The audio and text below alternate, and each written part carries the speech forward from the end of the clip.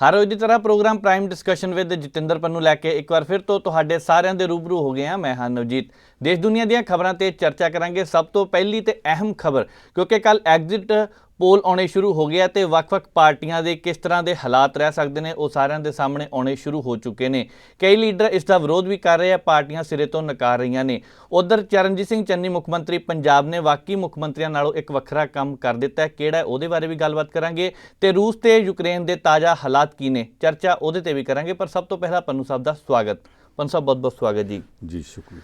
पन्नू साहब देश दुनिया दी खबरां ते चर्चा करांगे, पर अज वोमेन डे है, महिला दिवस है। बहुत सारिया औरतां ने मोढे नाल मोढे जोड़ के साथ दिता है, की कहना चाहोगे अज? औरत माँ भी है जी, ये ਉਹਦਾ ਸਭ ਤੋਂ ਪਹਿਲਾ ਦਰਜਾ ਮਨੁੱਖ ਨੂੰ ਦੁਨੀਆ ਦੇ ਵਿੱਚ ਲਿਆਉਂਦੀ ਹੈ। ਔਰਤ ਭੈਣ ਵੀ ਹੈ, ਔਰਤ ਪਤਨੀ ਵੀ ਹੈ, ਔਰਤ ਧੀ ਵੀ ਹੈ, ਔਰਤ ਨੂੰਹ ਵੀ ਹੈ। ਇਹਦੇ ਕਈ ਰੂਪ ਨੇ। ਸਾਰੇ ਰੂਪਾਂ ਦੇ ਵਿੱਚ ਇਹਦੇ ਉੱਤੇ ਕੰਮਾਂ ਦਾ ਬੋਝ ਹੈ, ਜ਼ਿੰਮੇਵਾਰੀਆਂ ਦਾ ਬੋਝ ਹੈ, ਨਾਲ ਸਮਾਜ ਦੀ ਮਰਿਆਦਾ ਦਾ ਬੋਝ ਹੈ। ਉਹ ਬੋਝ ਜਿਹਦੀ ਮਰਦ ਨੂੰ ਪਰਵਾਹ ਨਹੀਂ ਹੁੰਦੀ। ਇੱਥੋਂ ਤੱਕ ਅੱਜ ਤੱਕ ਕਦੇ ਨੇ ਕਿਸੇ ਨੂੰ ਇਹ ਨਹੀਂ ਆਖਿਆ ਕਿ ਪਰਿਵਾਰ ਦੀ ਇੱਜ਼ਤ ਦਾ ਖਿਆਲ ਰੱਖ, ਪਿਓ ਦੀ ਪੱਗ ਦਾ ਖਿਆਲ ਰੱਖ। ਧੀਆਂ ਨੂੰ ਆਖਿਆ ਜਾਂਦਾ ਪਿਓ ਦੀ ਪੱਗ ਦਾ ਖਿਆਲ ਰੱਖ। ਕਿਸੇ ਦੇ ਘਰ 5 ਪੁੱਤ ਹੋਣ 7 ਪੁੱਤ ਹੋਣ, ਜੇ ਘਰ 'ਚ ਧੀ ਇੱਕ ਹੈ, ਬਾਹਰੋਂ ਆਏ ਬਾਪ ਨੂੰ ਪਾਣੀ ਦਾ ਗਲਾਸ ਧੀ ਲਿਆ ਕੇ ਦਿੰਦੀ ਹੈ। ਕਿਸੇ ਵਿਰਲੇ ਘਰ 'ਚ ਪੁੱਤ ਉੱਠਦਾ, ਨਹੀਂ ਤੇ ਇਹ ਕੰਮ ਉਹਨਾਂ ਦੇ ਜ਼ਿੰਮੇ ਪਿਆ। ਉਹਨਾਂ ਦੀ ਜ਼ਿੰਮੇਵਾਰੀਆਂ ਬਹੁਤ ਨੇ, ਉਹਨਾਂ ਨਿਭਾਈਆਂ ਵੀ ਨੇ। ਕਿਤੇ ਕਿਤੇ ਕੋਈ ਮਾੜੀ ਖਬਰ ਵੀ ਆਉਂਦੀ ਹੈ, ਪਰ ਆਮ ਤੌਰ 'ਤੇ ਉਹਨਾਂ ਨੇ ਸਮਾਜ ਨੂੰ ਸੰਭਾਲਿਆ। ਅਸੀਂ ਉਸ ਦੇਸ਼ ਵਿੱਚ ਰਹਿੰਦੇ ਹਾਂ ਜਿੱਥੇ ਪਹਿਲਾਂ ਪੀੜ੍ਹੀ ਮਾਂ ਤੋਂ ਚੱਲਦੀ ਹੁੰਦੀ ਸੀ। ਭੀਸ਼ਮ ਪਿਤਾਮਾ ਦੇ ਬਾਪ ਦਾ ਨਾਂ ਤੇ ਕਿਸੇ ਨੂੰ ਵੀ ਨਹੀਂ ਪਤਾ। ਸਾਰੇ ਉਹਨੂੰ ਗੰਗਾ ਪੁੱਤਰ ਕਹਿੰਦੇ ਆ ਕਿਉਂਕਿ ਗੰਗਾ ਦਾ ਪੁੱਤਰ ਸੀ। ਕ੍ਰਿਸ਼ਨ ਭਗਵਾਨ ਦੇ ਬਾਪ ਦਾ ਨਾਂ ਤਾਂ ਕੋਈ ਨਹੀਂ ਜਾਣਦਾ। ਦੇਵਕੀ ਨੰਦਨ ਕਹਿੰਦੇ। ਮਾਂ ਤੋਂ ਪੀੜ੍ਹੀ ਚੱਲਦੀ ਹੁੰਦੀ ਸੀ। ਜਿੰਨੇ ਦੇਵੀ ਦੇਵਤੇ ਆ ਉਹਨਾਂ 'ਚੋਂ ਦੇਵਤਾ ਕੋਈ ਅੱਜ ਤੱਕ ਸ਼ੇਰ ਦੇ ਉੱਤੇ ਸਵਾਰੀ ਕਰਦਾ ਮੈਂ ਨਹੀਂ ਵੇਖਿਆ। ਦੇਵੀਆਂ ਕਰਦੀਆਂ ਨੇ ਜੀ। ਹਰ ਸੰਕਟ ਦੇ ਮੌਕੇ ਸ਼ੇਰ ਦੀ ਸਵਾਰੀ ਇਹਨਾਂ ਨੂੰ ਕਰਨੀ ਪਈ ਹੈ। ਜਦੋਂ ਜੰਗਾਂ ਲੜਨ ਬੰਦੇ ਜਾਂਦੇ ਸੀ, ਪਹਿਲਾਂ ਤੇ ਔਰਤਾਂ ਵੀ ਜਾਂਦੀਆਂ ਰਹੀਆਂ। ਜਦੋਂ ਜੰਗਾਂ ਲੜਨ ਬੰਦੇ ਜਾਂਦੇ ਸੀ, ਉਹ ਮਰ ਜਾਂਦੇ ਸੀ ਤੇ ਮਗਰੋਂ ਉਹਨਾਂ ਦੇ ਪਰਿਵਾਰਾਂ ਨੂੰ ਔਖੀਆਂ ਹੋ ਕੇ ਜਿਹੜੀਆਂ ਸੰਭਾਲਦੀਆਂ ਸਨ ਉਹ ਔਰਤਾਂ ਹੀ ਸਨ। ਵੱਡੇ ਵੱਡੇ ਦੇਸ਼ ਭਗਤ ਫਾਂਸੀ ਵੀ ਲੱਗ ਗਏ, ਕਾਲੇ ਪਾਣੀ ਦੀਆਂ ਸਜ਼ਾਵਾਂ ਵੀ ਕੱਟੀਆਂ, ਘਰ-ਬਾਰ ਅੰਗਰੇਜ਼ਾਂ ਨੇ ਕੁਰਕ ਕਰ ਲਏ। ਸ਼ਰੀਕਾਂ ਦੇ ਭਾਂਡੇ ਮਾਂਜ ਕੇ ਵੀ ਜੇ ਪਰਿਵਾਰ ਪਾਲਿਆ ਤੇ ਔਰਤਾਂ ਨੇ ਪਾਲਿਆ ਸੀ। ਅੱਜ ਦੇ ਯੁੱਗ ਵਿੱਚ ਹੋਕਾ ਬਹੁਤ ਦਿੱਤਾ ਜਾਂਦਾ ਕਿ ਔਰਤਾਂ ਨੂੰ ਅਸੀਂ ਆਹ ਦਿੰਦੇ ਹਾਂ, ਪਰ ਹੁੰਦਾ ਇਹ ਹੈ ਕਿ ਔਰਤਾਂ ਦੇ ਵਿੱਚੋਂ ਜਿੱਦਾਂ ਕਹਿੰਦੇ ਨਾ ਕੁੜੀ ਤੇ ਧੀ 'ਚ ਫਰਕ ਹੁੰਦਾ ਤੇ ਧੀ ਤੇ ਆਪਣੀ ਧੀ 'ਚ ਫਰਕ ਹੁੰਦਾ, ਉਸੇ ਤਰ੍ਹਾਂ ਹੀ ਔਰਤਾਂ ਦੇ ਵਿੱਚੋਂ ਵੀ ਆਪਣੀਆਂ ਤੇ ਪਰਾਈਆਂ 'ਚ ਫਰਕ ਹੁੰਦਾ।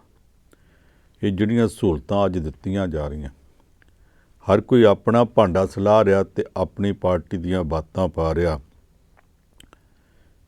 ਮੈਂ ਅੱਜ ਹੀ ਪੜ੍ਹਦਾ ਪਿਆ ਸੀ, ਪ੍ਰਧਾਨ ਮੰਤਰੀ ਨਰਿੰਦਰ ਮੋਦੀ ਸਾਹਿਬ ਨੇ ਆਖਿਆ ਕਿ ਦੇਸ਼ ਨੂੰ ਮਾਣ ਕਰਨਾ ਚਾਹੀਦਾ ਕਿ ਇੱਕ ਔਰਤ ਇੱਥੇ ਖਜ਼ਾਨਾ ਮੰਤਰੀ ਹੈ। ਬਿਲਕੁਲ ਮਾਣ ਕਰਦੇ ਹਾਂ, ਪਰ ਇਹ ਪਹਿਲੀ ਖਜ਼ਾਨਾ ਮੰਤਰੀ ਨਹੀਂ। ਔਰ ਖਜ਼ਾਨਾ ਮੰਤਰੀ ਸਭ ਤੋਂ ਉੱਚੀ ਨਹੀਂ ਹੁੰਦੀ। ਇਸ ਦੇਸ਼ ਵਿੱਚ ਔਰਤ ਸੰਵਿਧਾਨਕ ਮੁਖੀ ਰਾਸ਼ਟਰਪਤੀ ਵੀ ਰਹਿ ਚੁੱਕੀ ਆ, ਪ੍ਰਤਿਭਾ ਦੇਵੀ ਸਿੰਘ ਪਾਟਿਲ ਸ਼ੇਖਾਵਤ। ਇਸ ਦੇਸ਼ ਵਿੱਚ ਔਰਤ ਪ੍ਰਧਾਨ ਮੰਤਰੀ ਵੀ ਰਹਿ ਚੁੱਕੀ ਆ, ਪ੍ਰਧਾਨ ਮੰਤਰੀ ਹੁੰਦਿਆਂ ਨਾਲ ਖਜ਼ਾਨਾ ਮੰਤਰੀ ਵੀ ਰਹਿ ਚੁੱਕੀ ਆ, ਇੰਦਰਾ ਗਾਂਧੀ ਜੀ। ਉਹ ਆਪਣੀ ਹਸੀਅਤ ਨਾਲ ਆਈ ਸੀ। ਇਹ ਜਿਹੜੀ ਹੁਣ ਵਾਲੀ ਖਜ਼ਾਨਾ ਮੰਤਰੀ ਹੈ ਇਹ ਭਾਜਪਾ ਨੇ ਬਣਾਈ ਸੀ। ਸਾਡੇ ਲਈ ਫਿਰ ਵੀ ਮਾਣ ਵਾਲੀ ਗੱਲ ਹੈ ਕਿ ਨਿਰਮਲਾ ਸੀਤਾਰਮਨ ਦੇਸ਼ ਦੀ ਖਜ਼ਾਨਾ ਮੰਤਰੀ ਹੈ ਤੇ ਉਸ ਪਾਰਲੀਮੈਂਟ 'ਚ ਬਜਟ ਪੇਸ਼ ਕਰਦੀ ਹੈ ਜਿਹੜੀ ਪਾਰਲੀਮੈਂਟ ਦੀ ਸਪੀਕਰ ਵੀ ਔਰਤ ਰਹਿ ਚੁੱਕੀ ਹੈ, ਮੀਰਾ ਕੁਮਾਰ। ਆਪੋਜੀਸ਼ਨ ਲੀਡਰ ਵੀ ਔਰਤ ਰਹਿ ਚੁੱਕੀ ਹੈ, ਸੁਸ਼ਮਾ ਸਵਰਾਜ।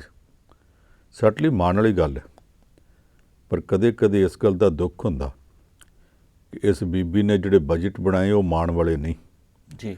ਇਹਦਾ ਪਤੀ ਤੇ ਇਹ ਦੋਵੇਂ ਇਕਾਨਮੀ ਪੜ੍ਹਨ ਵਾਸਤੇ ਯੂਨੀਵਰਸਿਟੀ 'ਚ ਕਲਾਸਮੇਟ ਹੁੰਦੇ ਸਨ।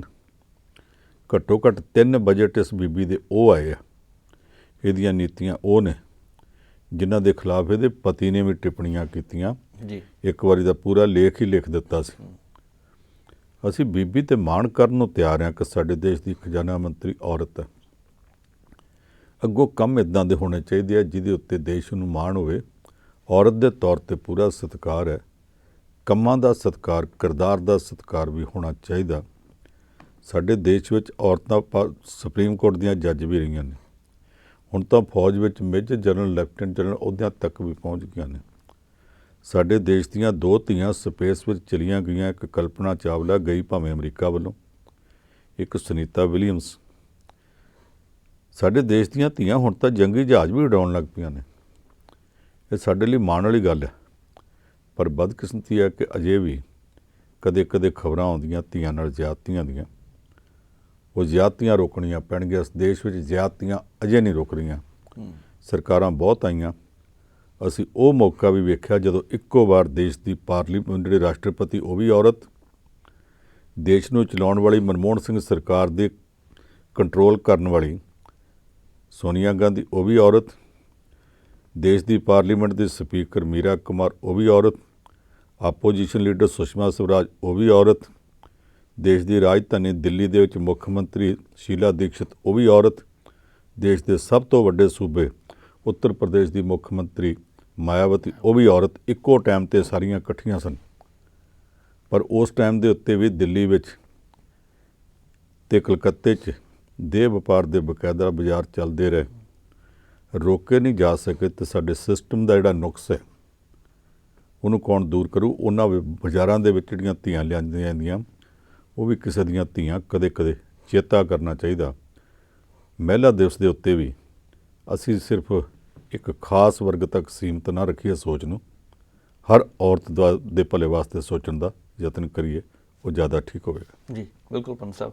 ਦੂਸਰੇ ਪਾਸੇ ਰਾਜਨੀਤੀ ਦੀ ਗੱਲ ਕਰਦੇ ਹਾਂ, ਐਗਜ਼ਿਟ ਪੋਲ ਆਉਣੇ ਸ਼ੁਰੂ ਹੋ ਚੁੱਕੇ ਨੇ। ਵੱਖ-ਵੱਖ ਸਿਆਸੀ ਪਾਰਟੀਆਂ, ਕੋਈ ਇਹਨੂੰ ਨਕਾਰੀ ਜਾਂਦਾ ਹੈ, ਕੋਈ ਕਹਿੰਦਾ ਠੀਕ ਹੈ ਜੀ ਐਤਕੀ ਇੱਦਾਂ ਹੀ ਬੱਲੇ ਬੱਲੇ ਹੋਣੀ ਹੈ। ਪੰਨੂ ਸਾਹਿਬ ਕੀ ਨਜ਼ਰੀਆ ਤੁਹਾਡਾ? ਇੱਕ ਹੁੰਦੇ ਨੇ ਸਰਵੇਖਣ ਜੀ। ਇਹ ਤਾਂ ਪਹਿਲਾਂ ਕੰਪਨੀਆਂ ਵੀ ਕਰਾਉਂਦੀਆਂ ਹੁੰਦੀਆਂ ਸੀ। ਅਸੀਂ ਸਾਬਣ ਨਵਾਂ ਕੱਢਿਆ, ਇਹ ਜਾ ਕੇ ਪਤਾ ਕਰੋ ਪੁਰਾਣੇ ਸਾਬਣਾਂ ਤੋਂ ਲੋਕ ਕਿੰਨੇ ਕੁ ਖੁਸ਼ ਨੇ, ਨਵਾਂ ਸਾਬਣ ਆਇਆ ਤੇ ਕਿੰਨਾ ਕੁ ਟਿਕਾਊ ਹੋਗਾ, ਲੋਕ ਮੰਗਣ ਚਾਹੁਣਗੇ ਕਿ ਨਹੀਂ। ਕਈ ਵਾਰੀ ਉਹ ਜਾਣਬੁੱਝ ਕੇ ਵੀ ਸਰਵੇਖਣ ਝੂਠੇ ਬਣਾ ਕੇ ਪੇਸ਼ ਕੀਤੇ ਜਾਂਦੇ ਸੀ ਤਾਂ ਕਿ ਲੋਕਾਂ 'ਚ ਬਹਿ ਜਾ ਕਰਾਈ ਜਾਵੇ। ਫਿਰ ਇਹ ਰਾਜਨੀਤੀ 'ਚ ਸਰਵੇਖਣ ਆਉਣ ਲੱਗ ਪਏ ਅੱਜ ਤੋਂ 34-35 ਸਾਲ ਪਹਿਲਾਂ, ਜਦੋਂ ਅਜੇ ਇਕੱਲਾ ਦੂਰਦਰਸ਼ਨ ਸੀ, ਬਾਕੀ ਚੈਨਲ ਨਹੀਂ ਸੀ ਆਏ। ਉਹਦੇ ਬਾਅਦ ਐਗਜ਼ਿਟ ਪੋਲ ਸ਼ੁਰੂ ਹੋ ਗਏ। ਐਗਜ਼ਿਟ ਪੋਲ ਕੀ ਹੈ? ਤੁਸੀਂ ਵੱਡੇ ਸ਼ਾਪਿੰਗ ਮਾਲ ਵਿੱਚ ਕਿਸੇ ਸਿਨੇਮਾ ਹਾਲ 'ਚ ਜਾਓ ਤੇ ਸ਼ੀਸ਼ਾ ਚਮਕਦਾ ਹੁੰਦਾ, ਉੱਤੇ ਲਿਖਿਆ ਹੁੰਦਾ ਐਗਜ਼ਿਟ।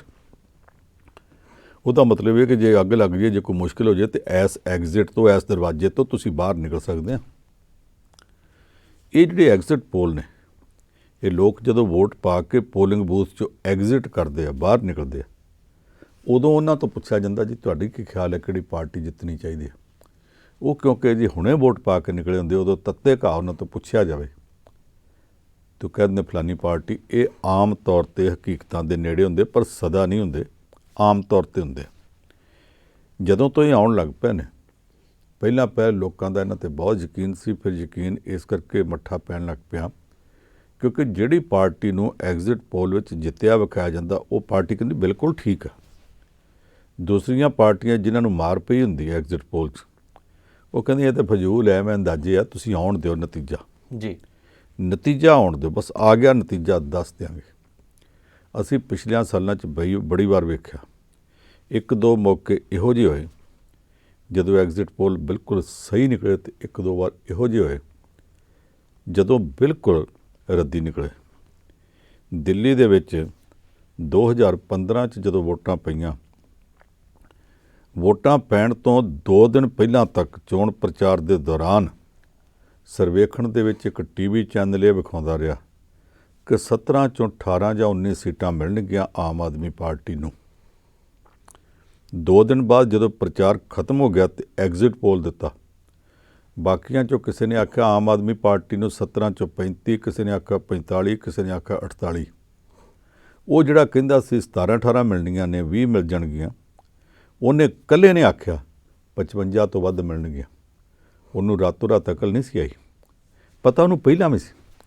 2 ਦਿਨ ਪਹਿਲਾਂ ਤੱਕ ਜਿਹੜਾ ਸਰਵੇਖਣ ਪੇਸ਼ ਕਰਦਾ, ਉਹ ਸਰਵੇਖਣ ਨਹੀਂ, ਪ੍ਰਚਾਰ ਸੀ ਆਮ ਆਦਮੀ ਪਾਰਟੀ ਦੇ ਖਿਲਾਫ। ਤੇ ਐਗਜ਼ਿਟ ਪੋਲ ਵੇਲੇ ਉਹਨੇ ਗੱਲ ਸੱਚੀ ਦੱਸ ਦਿੱਤੀ ਵੀ 55 ਤੋਂ ਵੱਧ ਹੋਣਗੀਆਂ, ਤੇ ਗੱਲ ਉਸੇ ਦੀ ਸੱਚੀ ਨਿਕਲੀ ਸੀ। 17 ਦੇ ਵਿੱਚੋਂ 67 ਸੀਟਾਂ ਆਮ ਆਦਮੀ ਪਾਰਟੀ ਲੈ ਗਈ ਸੀ। ਇਹ ਉਹਨੂੰ 2 ਦਿਨ ਪਹਿਲਾਂ ਵੀ ਪਤਾ ਸੀ, ਪਰ ਉਦੋਂ ਇਹ ਚੋਣ ਪ੍ਰਚਾਰ 'ਚ ਰੁੱਝਾ ਸੀ। ਜਦੋਂ ਨੇ ਐਗਜ਼ਿਟ ਪੋਲ ਦੇ ਦਿੱਤਾ ਤਾਂ ਫਿਰ ਬਿਲਕੁਲ ਸਹੀ ਸੀ। ਇਸ ਵਾਰੀ ਵੀ ਜਿਹੜੇ ਐਗਜ਼ਿਟ ਪੋਲ ਆ ਰਹੇ, ਜਿਹੜੀਆਂ ਪਾਰਟੀਆਂ ਦੇ ਖਿਲਾਫ ਜਾਂਦੇ ਉਹ ਰੱਦ ਕਰਦੀਆਂ, ਜਿਨ੍ਹਾਂ ਦੇ ਹੱਕ ਜਾਂਦੇ ਆ ਉਹ ਕਹਿੰਦੇ ਬਹੁਤ ਵਧੀਆ ਹਵਾ ਹੀ ਇਹੋ ਹੈ ਜੀ। ਅਸੀਂ ਉਡੀਕੀਏ 10 ਨੂੰ ਕੀ ਹੋਵੇਗਾ ਜੀ ਪਰ ਸਾਹਿਬ ਇੰਤਜ਼ਾਰ ਤਾਂ ਕਰਨਾ ਪੈਣਾ, ਕਿਉਂਕਿ ਸਾਰਿਆਂ ਦੇ ਨਜ਼ਰਾਂ ਟਿੱਕੀਆਂ ਪਈਆਂ। ਉੱਧਰ ਮੁੱਖ ਮੰਤਰੀ ਚਰਨਜੀਤ ਸਿੰਘ ਚੰਨੀ ਕਿਤੇ ਜਾ ਰਹੇ ਸੀਗੇ, ਰਸਤੇ ਵਿੱਚ ਬੱਕਰੀਆਂ ਤੇ ਉਹਨਾਂ ਨੇ ਧਾਰ ਕੱਢੀ ਹੈ। ਵੈਸੇ ਤਾਂ ਕਹਿੰਦੇ ਮੈਂ ਐਕਸਪਰਟ ਬੰਦਾ, ਕਿਆ ਗੱਲਾਂ ਕਰਦੇ ਹੋ, ਲੰਬੇ ਸਮੇਂ ਤੋਂ ਧਾਰਾਂ ਕੱਢਦਾ ਰਿਹਾ। ਕੀ ਗੱਲ ਕੋਈ ਮੁੱਦੇ ਨਹੀਂ ਮਿਲਦੇ ਪਏ ਚੰਨੀ ਸਾਹਿਬ ਉਹਨਾਂ ਨੂੰ? ਕਮਾਲ ਹੀ ਹੈ ਯਾਰ। ਉੱਥੇ ਕਿਸੇ ਨੇ ਬੱਕਰੀਆਂ ਵਾਲਾ ਦਾ ਸਮਾਗਮ ਕਰਕੇ ਇਹਨੂੰ ਸੱਦਿਆ ਸੀ ਜੀ। ਆਪਣਾ ਜਿਹੜਾ ਬਦਲਵਾਂ ਹਲਕਾ ਭਦੌੜ ਨੇ ਚੁਣਿਆ, ਉਧਰ ਨੂੰ ਜਾ ਰਿਹਾ ਸੀ। ਰਾਹ 'ਚ ਸੜਕ ਤੇ ਬੱਕਰੀਆਂ ਵਾਲਾ ਜਾਂਦਾ ਦਿਸਿਆ, ਗੱਡੀ ਰੋਕ ਕੇ ਕਹਿੰਦਾ ਖਲੋ ਯਾਰ, ਮੈਂ ਅੱਗੇ ਬੱਕਰੀ ਦੀ ਧਾਰ ਕੱਢਦਾ ਰਿਹਾ, ਮੈਂ ਤੁਹਾਨੂੰ ਧਾਰ ਕੱਢ ਕੇ ਵਿਖਾਵਾਂ। ਕੈਮਰੇ ਵਾਲੇ ਨਾਲ ਸੀ, ਕਿੱਥੇ ਆਸੇ ਪਾਸੇ ਕਮਾਂਡੋ ਲੱਗ ਗਏ। ਉਹ ਵਿਚਾਰਾ ਡਰ ਗਿਆ, ਉਹਦੀ ਬੱਕਰੀ ਫੜੀ, ਅੱਗੋਂ ਸਿੰਘ ਉਹਨੇ ਵਿਚਾਰੇ ਨੇ ਆਪ ਫੜੇ ਹੋਣਗੇ, ਉਹਦੀ ਫੋਟੋ ਤੇ ਆਈ ਨਹੀਂ। ਇੱਕ ਬੋਤਲ ਮੰਗਾਈ, ਉਹਦੇ 'ਚ ਧਾਰਾਂ ਕੱਢਣ ਲੱਗ ਪਿਆ। ਉਹ ਕਹਿੰਦਾ ਮੈਂ ਅੱਗੇ ਵੀ ਧਾਰ ਕੱਢਦਾ ਰਿਹਾ। ਯਾਰ ਤੂੰ ਇਕੱਲਾ ਕੱਢਦਾ ਰਿਹਾ, ਇਹ ਕਿਹੜੀ ਗੱਲ ਹੈ ਜਿਹੜੀ ਤੂੰ ਕਰਦਾ ਪਿਆ? ਕੁਝ ਹੱਦਾਂ ਹੋਣੀਆਂ ਚਾਹੀਦੀਆਂ। ਪੰਜਾਬ ਦਾ ਨੇਤਾ ਕੈਸਾ ਹੋ, ਚਰਨਜੀਤ ਸਿੰਘ ਚੰਨੀ ਜੈਸਾ ਹੋਵੇ, ਜਿਹੜਾ ਮੰਜਾ ਉਣ ਸਕਦਾ ਹੋਵੇ। ਪਰ ਹੁਣ ਤਾਂ ਮੰਜੇ ਕੋਈ ਘਰਾਂ 'ਚ ਰੱਖਦਾ ਨਹੀਂ। ਤੂੰ ਮੰਜਾ ਬੁਣੇਗਾ ਕਿਹਦੇ ਲਈ ਬੁਣੇਗਾ? ਹੁਣ ਤਾਂ ਤੇਰੇ ਆਪਣੇ ਘਰ ਵੀ ਵਾਣ ਵਾਲਾ ਮੰਜਾ ਸ਼ਾਇਦ ਨਾ ਹੋਵੇ, ਵਿਖਾਵੇ ਲਈ ਭਾਵੇਂ ਇੱਕ ਰੱਖਿਆ ਹੋਵੇ। ਸਾਰਿਆਂ ਦੇ ਘਰਾਂ 'ਚ ਡਬਲ ਬੈੱਡ ਆ ਗਏ, ਜਿਨ੍ਹਾਂ ਦੇ ਨਹੀਂ ਉਹਨਾਂ ਨੇ ਵੀ ਤਖਤ ਪੋਸ਼ ਰੱਖਿਆ। ਬਾਕੀ ਪੁੰਜੇ ਸੌਂਦੇ ਨੇ। ਵਾਣ ਵਾਲੇ ਮੰਜਿਆਂ ਦਾ ਜ਼ਮਾਨਾ ਹੁਣ ਕਿਤੇ ਵਿਰਲੇ ਟਾਵੇਂ ਰਹਿ ਗਏ ਆ, ਅਤੇ ਉਹ ਉਹਨਾਂ ਸਾਰਿਆਂ ਨੂੰ ਬੁਣਨੇ ਆਉਂਦੇ ਆ। ਉਹਨਾਂ ਨੂੰ ਮੁੱਖ ਮੰਤਰੀ ਨਹੀਂ, ਤੂੰ ਉਹਨਾਂ ਨੂੰ ਕਦੇ ਮਾੜੀ ਮੋਟੀ ਕੋਈ ਛੋਟੀ ਮੋਟੀ ਕਲਰਕੀ ਦਵਾ ਦੇ, ਫਿਰ ਕੋਈ ਹੱਕ ਤਾਂ ਉਹਨਾਂ ਦਾ ਵੀ ਬਣਦਾ। ਮੈਂ ਰਿਕਸ਼ਾ ਚਲਾਉਂਦਾ ਰਿਹਾ, ਮੈਂ ਕਹਾਣੀ ਕਰ ਲੈਂਦਾ ਸੀ, ਮੈਂ ਖੇਤੀ ਕਰ ਲੈਂਦਾ ਸੀ, ਮੈਂ ਟੈਂਟ ਲਾ ਲੈਂਦਾ ਸੀ। ਆਹ ਸਾਰੀਆਂ ਗੱਲਾਂ ਫਜ਼ੂਲ ਜੀਆਂ, ਪਤਾ ਨਹੀਂ ਇਹ ਬੰਦਾ ਕਿਉਂ ਕਰਦਾ। ਇਹਦੀ ਪਾਰਟੀ ਵਾਲੇ ਵੀ ਇਹਨੂੰ ਨਹੀਂ ਦੱਸਦੇ।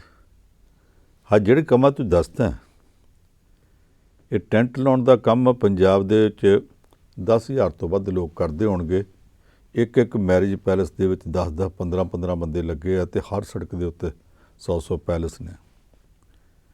ਉਹ ਸਾਰੇ ਬੰਦੇ ਫਿਰ ਮੰਤਰੀ ਬਣਾ ਦਈਏ, ਉਹਨਾਂ ਨੂੰ ਤਾਂ ਕਦੇ ਕਿਸੇ ਪੁੱਛਿਆ ਨਹੀਂ। ਇਹ ਜਿੱਦਾਂ ਦੀਆਂ ਗੱਲਾਂ ਕਰ ਰਿਹਾ, ਇਹਦੇ ਨਾਲ ਕਦੇ ਤਾਂ ਇਦਾਂ ਲੱਗਦਾ ਜਿਵੇਂ ਇਹ ਕਿਰਤ ਕਰਨ ਵਾਲਿਆਂ ਦਾ ਮਜ਼ਾਕ ਉਡਾ ਰਿਹਾ ਕਿ ਮੈਂ ਤੁਹਾਡੇ ਵਿੱਚੋਂ ਸਾਂ, ਮੈਂ ਟੈਂਟ ਲਾਉਂਦਾ ਸਾਂ, ਮੈਂ ਮੁੱਖ ਮੰਤਰੀ ਬਣ ਗਿਆ, ਤੁਸੀਂ ਅਜੇ ਉੱਥੇ ਹੀ ਬੈਠੇ ਜੀ। ਕੋਈ ਥੋੜ੍ਹਾ ਜਿਹਾ ਨੂੰ ਹੁਣ ਸਿਆਣੇ ਬਣਨ ਦੀ ਲੋੜ ਆ। ਅੱਧਾ ਕੁ ਸਿਆਣਾ ਤੇ ਮੇਰਾ ਖਿਆਲ ਇਸ ਇਲੈਕਸ਼ਨ 'ਚ ਲੋਕਾਂ ਨੇ ਕਰ ਦੇਣਾ ਜੀ। ਅਤੇ ਜੇ ਬਾਕੀ ਰਹਿ ਗਈ ਕਸਰ, ਤੇ ਇਹਦੀ ਪਾਰਟੀ ਕਰ ਦੂਗੀ। ਚੋਣਾਂ ਤੋਂ ਅਗਲੇ ਦਿਨ ਇਹਨੇ ਮੀਟਿੰਗ ਕੀਤੀ ਪੰਜਾਬ ਕਾਂਗਰਸ ਦੀ। ਪੰਜਾਬ ਕਾਂਗਰਸ ਦਾ ਦਿੱਲੀ ਤੋਂ ਇੰਚਾਰਜ ਹਰੀਸ਼ ਚੌਧਰੀ ਵੀ ਆਇਆ, ਅਤੇ ਪੰਜਾਬ ਕਾਂਗਰਸ ਦਾ ਪ੍ਰਧਾਨ ਨਵਜੋਤ ਸਿੰਘ ਸਿੱਧੂ ਵੜਿਆ ਹੀ ਨਹੀਂ ਸੀ। ਅਤੇ ਕੱਲ੍ਹ ਜਦੋਂ ਪਤਾ ਸੀ ਕਿ ਮੁੱਖ ਮੰਤਰੀ ਦਿੱਲੀ ਗਿਆ ਵਾ ਗ੍ਰਹਿ ਮੰਤਰੀ ਨੂੰ ਮਿਲਣ, ਉਦੋਂ ਪੰਜਾਬ ਕਾਂਗਰਸ ਦੇ ਪ੍ਰਧਾਨ ਨੇ ਮੀਟਿੰਗ ਲਾ ਲਈ, ਇਹ ਸੋਚ ਕੇ ਲਾ ਲਈ ਕਿ ਮੈਂ ਚੰਨੀ ਨੂੰ ਵੜਨ ਨਹੀਂ ਦੇਣਾ, ਵੀ ਹੁਣ ਦਿੱਲੀ ਗਿਆ ਤਾਂ ਮੈਂ ਪਿੱਛੋਂ ਮੀਟਿੰਗ ਕਰ ਲਾਂ ਜੀ। ਆਪਣੀ ਪਾਰਟੀ ਸੰਭਾਲ ਨਹੀਂ ਸਕਿਆ, ਸਰਕਾਰ ਸੰਭਾਲ ਨਹੀਂ ਸਕਿਆ। ਆ ਤੁਰੇ ਜਾਂਦਿਆਂ ਉੱਥੇ ਬੱਕਰੀ ਦੀ ਧਾਰ ਕੱਢਣਾ, ਇਹਦੇ ਨਾਲ ਕੋਈ ਨਹੀਂ। ਇਹ ਧਾਰ ਕੱਲ੍ਹ ਨੇ ਕੱਢੀ ਹੈ, ਅਤੇ ਮਹਾਤਮਾ ਗਾਂਧੀ ਦੇ ਵੇਲੇ ਤੋਂ ਉਹਨਾਂ ਕੋਲ ਵੀ ਬੱਕਰੀ ਹੁੰਦੀ ਸੀ, ਉਹ ਵੀ ਬੱਕਰੀ ਦੀ ਧਾਰ ਕੱਢਦੇ ਹੁੰਦੇ ਸੀ ਜੀ। ਕਹਿੰਦੇ ਵਧੀਆ ਜਾਨਵਰ ਆ, ਉਹਨੂੰ ਕੋਈ ਕੁੱਟਣਾ ਮਾਰਨਾ ਨਹੀਂ ਪੈਂਦਾ, ਜਦੋਂ ਮਰਜ਼ੀ ਲੱਤੋਂ ਫੜ ਕੇ ਤਾਂ ਦੁੱਧ ਚੋ ਲਈਦਾ। ਕੁਝ ਸੀਰੀਅਸ ਗੱਲਾਂ ਇਹਨੂੰ ਕਰਨੀਆਂ ਚਾਹੀਦੀਆਂ। ਮੁੱਖ ਮੰਤਰੀ ਆ, ਮੁੱਖ ਮੰਤਰੀ ਦੇ ਤੌਰ 'ਤੇ ਚੱਲਣਾ ਚਾਹੀਦਾ। ਲੱਗਦਾ ਇਹ ਹੈ ਕਿ ਛੋਟੀਆਂ ਗੱਲਾਂ ਨਾਲ ਇਹ ਥੋੜ੍ਹਾ ਜਿਹਾ ਖਬਰਾਂ ਬਣਾਉਣ ਦਾ ਯਤਨ ਕਰਦਾ। ਜਿੱਦਾਂ ਪ੍ਰਧਾਨ ਮੰਤਰੀ ਸਾਹਿਬ ਕਹਿੰਦੇ ਆ, ਮੈਂ ਫਲਾਣਾ ਚਾਏ ਵਾਲਾ ਉਹਦੇ ਕੋਲ ਗਿਆ ਅਤੇ ਪਾਨ ਖਾਧਾ। ਇਹਦੇ ਨਾਲ ਗੱਲਾਂ ਨਾਲ ਕੁਛ ਨਹੀਂ ਬਣਦਾ ਹੁੰਦਾ। ਛੁੱਟੀਆਂ ਵਾਲੇ ਦਿਨ ਵਿਦਿਆਰਥੀਆਂ ਨਾਲ ਗੱਲਬਾਤ ਵੀ ਕਰ ਲੈਂਦੇ ਆ। ਪਰ ਸਰ ਦੂਸਰੇ ਪਾਸੇ ਜੇਕਰ ਰੂਸ ਅਤੇ ਯੂਕਰੇਨ ਦੀ ਗੱਲ ਕੀਤੀ ਜਾਵੇ ਤਾਂ ਹਾਲਾਤ ਬਹੁਤ ਖਰਾਬ ਹੋ ਰਿਹਾ। 13 ਦਿਨ ਹੋ ਚੱਲਿਆ ਯੁੱਧ ਚੱਲਦੇ ਨੂੰ, ਅਜੇ ਤੱਕ ਰੁਕਣ ਦਾ ਨਾਮ ਨਹੀਂ ਲੈ ਰਿਹਾ। ਯੂਕਰੇਨ ਵਾਲੇ ਕਹਿੰਦੇ ਹੈ ਕਿ ਅਸੀਂ ਝੁਕਣਾ ਨਹੀਂ। ਯੂਕਰੇਨ ਦਾ ਰਾਸ਼ਟਰਪਤੀ ਹੈ, ਅੱਜ ਬਿਆਨ ਹੈ ਕਿ ਮੈਂ ਕੀਵ ਵਿੱਚ ਹੀ ਹਾਂ। ਉਸ ਦਿਨ ਆਪਾਂ ਚਰਚਾ ਕੀਤੀ ਸੀ ਅਤੇ ਉਹ ਕਹਿੰਦੇ ਸੀਗੇ ਕਿ ਇਹ ਅਫਵਾਹਾਂ ਫਲਾਈਆਂ ਜਾ ਸਕਦੀਆਂ, ਸ਼ਾਇਦ ਬਾਹਰ ਕਿਸੇ ਤਰ੍ਹਾਂ ਆ ਜਾਏ, ਸਥਿਤੀ ਨੂੰ ਕਿਵੇਂ ਦੇਖਦੇ ਆ? ਦੇਖੋ, ਇਹ ਸਥਿਤੀ ਅਜੇ ਕਿਸੇ ਪਾਸੇ ਬਦਲਣੀ ਨਹੀਂ, ਉਹਨੂੰ ਦਾਅ 'ਤੇ ਲਾ ਕੇ ਪਿੱਛੋਂ ਖਿਡੌਣੇ ਵਾਂਗ ਨਚਾਇਆ ਜਾ ਰਿਹਾ। ਅਮਰੀਕਾ ਦੀ ਰਾਜਨੀਤੀ, ਮੈਂ ਕੱਲ੍ਹ ਇਹ ਦੱਸਿਆ ਸੀ ਕਿ ਅਮਰੀਕਾ ਦੇ ਰਾਸ਼ਟਰਪਤੀ ਜੋ ਬਾਈਡਨ ਦਾ ਪੁੱਤਰ ਹੰਟਰ ਬਾਈਡਨ ਉੱਥੋਂ ਦੀ ਯੂਕਰੇਨ ਦੀ ਇੱਕ ਕੰਪਨੀ 'ਚ ਜਾ ਕੇ ਲੱਗਾ, $50,000 ਦੇ ਮੰਥਲੀ ਪੈਕੇਜ 'ਤੇ ਜਾ ਲੱਗਾ। ਮੈਂ ਦੱਸਿਆ ਸੀ ਕਿ ਮਾਸਕੋ ਰੂਸ ਦੀ ਰਾਜਧਾਨੀ, ਉਹਦੇ ਮੇਅਰ ਦੀ ਪਤਨੀ ਨਾਲ ਲੱਖਾਂ ਡਾਲਰ ਦੇ ਲੈਣ ਦੇਣ ਦੀ ਗੱਲ ਉਹਦੇ ਨਾਲ ਚੱਲਦੀ ਰਹੀ। ਮੈਂ ਦੱਸਿਆ ਸੀ ਕਿ ਅਮਰੀਕਾ ਦੀ ਰਾਜਨੀਤੀ 'ਚ ਜਦੋਂ ਡੋਨਲਡ ਟਰੰਪ ਜੋ ਬਾਈਡਨ ਆਮੋ ਸਾਹਮਣੇ ਸਨ, ਡੋਨਲਡ ਟਰੰਪ ਦੇ ਉੱਤੇ ਦੋਸ਼ ਲੱਗਾ ਸੀ ਕਿ ਉਹਨੇ ਯੂਕਰੇਨ ਦੇ ਹੋਣ ਵਾਲੇ ਰਾਸ਼ਟਰਪਤੀ ਜ਼ੈਲੈਂਸਕੀ ਨੂੰ ਆਖਿਆ ਸੀ ਕਿ ਜੋ ਬਾਈਡਨ ਦੇ ਖਿਲਾਫ ਤੂੰ ਕੇਸ ਚਲਾ, ਤੇ ਚੱਲਿਆ ਨਹੀਂ ਸੀ। ਡੋਨਲਡ ਟਰੰਪ ਕਹਿੰਦਾ ਮੈਂ ਤਾਂ ਆਖਿਆ ਹੀ ਨਹੀਂ। ਪਰ ਜੋ ਬਾਈਡਨ ਨੂੰ ਇਹ ਚਿੰਤਾ ਕਿਉਂ ਕਿ ਮੇਰੇ ਤੇ ਮੇਰੇ ਪੁੱਤਰ ਉੱਤੇ ਕੇਸ ਚੱਲੇਗਾ? ਇਸ ਕਰਕੇ ਕੋਈ ਨਾ ਕੋਈ ਰਾਸ਼ਟਰਪਤੀ ਦੀ ਚੋਣ ਅਮਰੀਕਾ ਦੀ, ਤੇ ਅੱਜ ਯੂਕਰੇਨ ਨੂੰ ਘਸੀਟਿਆ ਜਾ ਰਿਹਾ ਸੀ। ਉਦੋਂ ਵੀ ਕਿਉਂ ਘਸੀਟਿਆ ਜਾ ਰਿਹਾ ਸੀ? ਜਿਹੜਾ ਯੂਕਰੇਨ ਉਦੋਂ ਘਸੀਟਿਆ ਜਾ ਰਿਹਾ ਸੀ, ਇਹ ਅਮਰੀਕਾ ਦੀ ਰਾਜਨੀਤੀ ਦਾ ਇੱਕ ਤਗੜਮੀ ਮੁੱਦਾ ਬਣ ਗਿਆ। ਉਹਦਾ ਕਰਕੇ ਜੋ ਕਹਿੰਦੇ ਆ ਯੂਕਰੇਨ ਦਾ ਰਾਸ਼ਟਰਪਤੀ ਕਰ ਰਿਹਾ, ਇਹਨਾਂ ਨੂੰ ਕੀ ਆ, ਪਿੱਛੋਂ 4 ਹਥਿਆਰ ਭੇਜ ਦੇਣਗੇ। ਇਹ ਹਥਿਆਰ ਤਾਂ ਇਹਨਾਂ ਨੇ ਕਈਆਂ ਦੇਸ਼ਾਂ 'ਚ ਭੇਜੇ ਆ, ਬਾਅਦ ਵਿੱਚ ਉੱਥੋਂ ਵਾਲੇ ਹਾਕਮਾਂ ਦੀ ਪਿੱਠ 'ਤੇ ਖਲੋਤੇ ਤਾਂ ਨਹੀਂ। ਹੁਣ ਉਹ ਮੁਲਕ ਇਸ ਵੇਲੇ ਤਬਾਹੀ ਵਾਲੇ ਪਾਸੇ ਤੁਰਿਆ ਪਿਆ। ਮੈਂ ਕਦੇ ਨਹੀਂ ਕਹਿੰਦਾ ਰੂਸ ਨੇ ਹਮਲਾ ਕਰਕੇ ਠੀਕ ਕੀਤਾ, ਮੈਂ ਕਹਿੰਦਾ ਗਲਤ ਕੀਤਾ।